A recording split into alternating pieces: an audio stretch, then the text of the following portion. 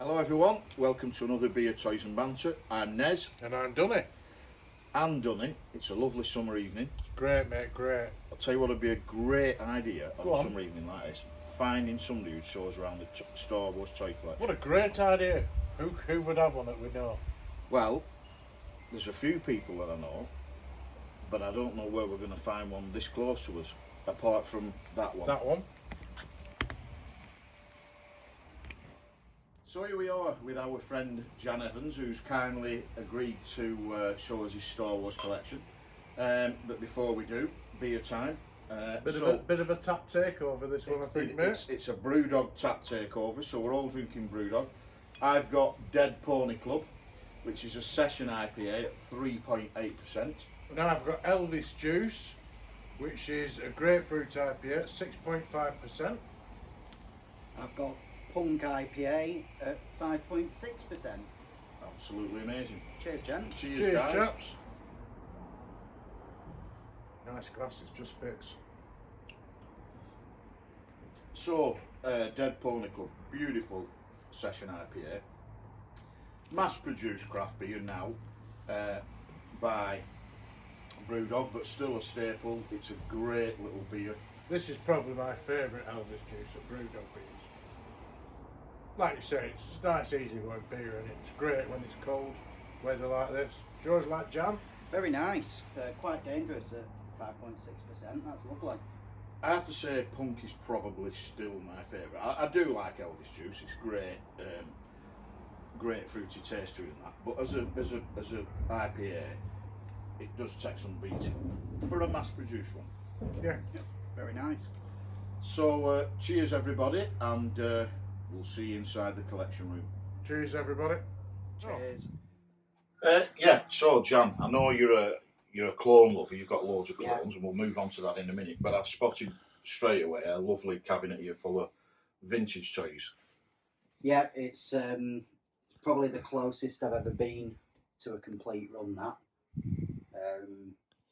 I've had plenty over the years, but like everyone else, bought, sold when I've had to. But lockdown's actually been quite good for collecting, I'd say. I agree. I think there's been loads of stuff, and as we've said on the show a couple of times, as long as you're careful about who you buy from and put stuff into quarantine or clean it down or whatever. I mean it's looking great as a run of vintage figures. There's a few gaps obviously, but that's the fun of collecting, trying to fill those gaps. And I notice you've got a few variants in there. Yeah, not really intentionally. I just figured I wouldn't mind two of most of them. Yeah, it's nice to have things like, a whiter Ben and a greyer Ben or whatever. You've got some really, really nice figures in there, mate. Yeah. Yeah, and unlike Dunny's fetish, as I've got a gammy-ish. Yeah, looks like it. Crikey, how many is there? I have no idea. I think it's about, I don't know, it's 50 plus, I think, or 60 plus. But, And why Gamorrean Gorge then? I don't know. I've just always thought they were a really cool figure. Since childhood. Since I got one when I was little, I've just always loved that figure. So yeah, it's. I've filled it now with gammies. I don't need any more gammies. It's going to be axes, isn't it, next? But I don't know if you can see in that bottom thing there, Donny.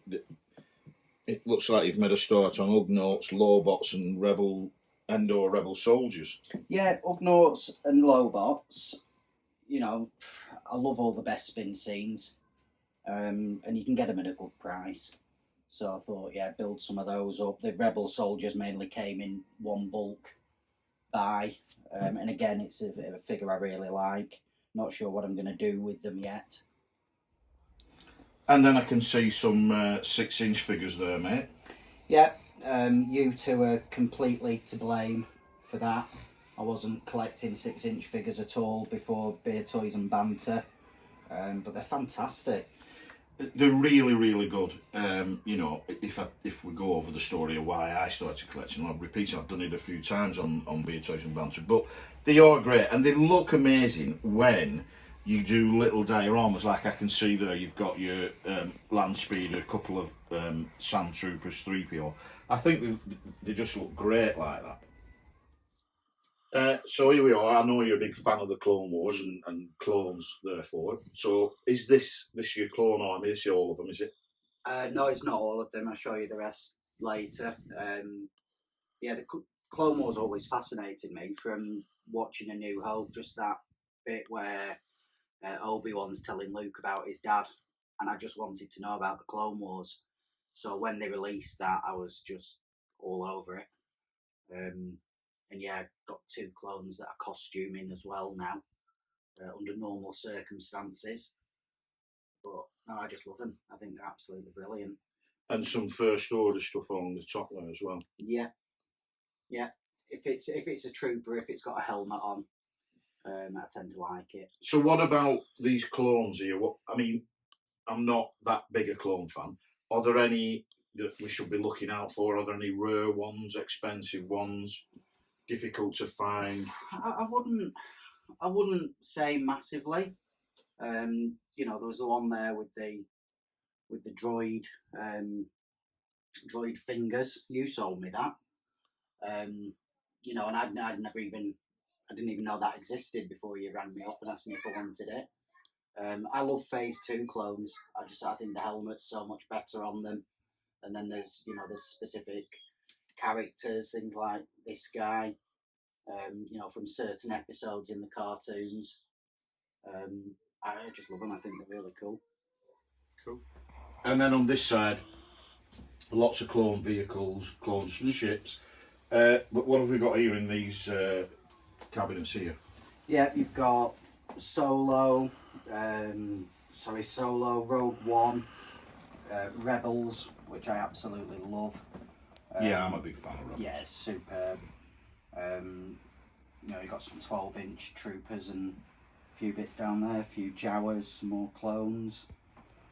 Some nice Force Awakens, Yeah. Last Jedi. Yeah. As you said, clones. Yeah. And then I can see a few astromechs there, nice and tidy. Yeah. And then I can see on these shelves here, Jan, there's more clones, yet more clones, and also some more vintage. Yeah, the 501st clones, I really like them.